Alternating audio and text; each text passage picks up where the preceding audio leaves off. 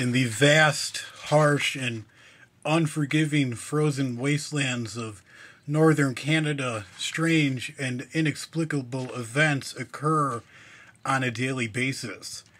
And while most of these events are lost in the snowy expanse and the passage of time, the disappearance of an entire village is a horror that can disturb even the toughest of men.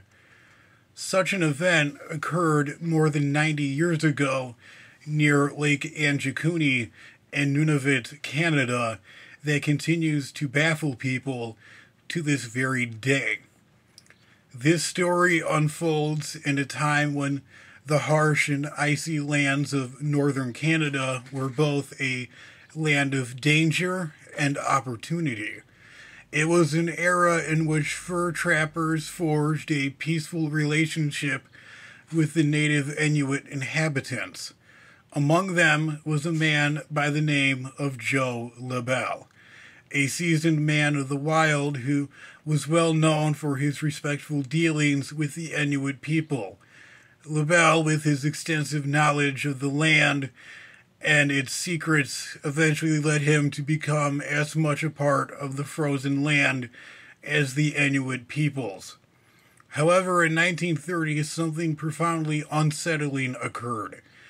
LaBelle arrived at Lake Anjikuni expecting the familiar warmth of the village that he had visited many times before, an oasis amidst the frozen wasteland. Instead, he was greeted by an eerie silence, the village seemingly abandoned, its dwellings standing like howl sentinels in the endless white. LaBelle sensed that something had gone terribly wrong, and he began to walk through the village. The air was bitterly cold. The only sound was the creaking of distant ice. Food laid abandoned over fires and was now nothing more than ashes. A sudden sense of departure hung over the village, and yet LaBelle still believed that somebody still had to be around. He called out several villagers by names, but got no response, his heart breaking by the minute. It was like the wind itself had snatched the villagers away, never to be seen again. LaBelle discovered several sled dogs buried underneath the snow, looking as if they had starved to death, deepened the mystery. He found some of the villagers' personal belongings.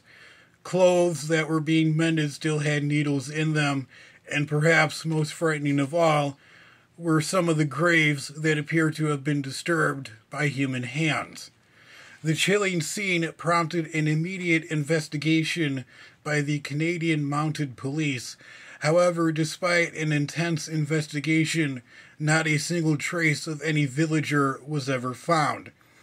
In some interviews conducted by the officers, there were reports of a distant pulsating blue light appearing over Lake Anjikuni.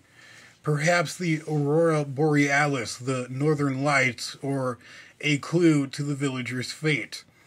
The heartbreaking event exploded in the Canadian press, with local newspapers estimating that at least 25 villagers vanished without a trace. The event captured the public's imagination and led to a myriad of theories, from the plausible being that simply the villagers relocated to a different settlement, or that the villagers were the victims of a massacre that was perpetrated by either a rival Inuit tribe or by unfriendly and hostile Canadian fur trappers, to the outlandish, which went to anything from alien abductions to the entire village and its people vanishing into a different dimension. However, skepticism also surfaced. A sergeant of the Canadian Mounted Police expressed doubts about the existence of such a village and raised questions about LaBelle's familiarity with the area and its locals, noting that he had only recently obtained his trapper's license, and even went as far as to say that the 67-year-old fur trapper had concocted the entire story and made it up. Although the modern mounted Canadian police dismiss the whole story as nothing more than an urban legend, arguing that a village of such a size in such a remote and isolated area would be implausible, the tale of the vanishing of the Lake Anjikuni village still lives on to this very day.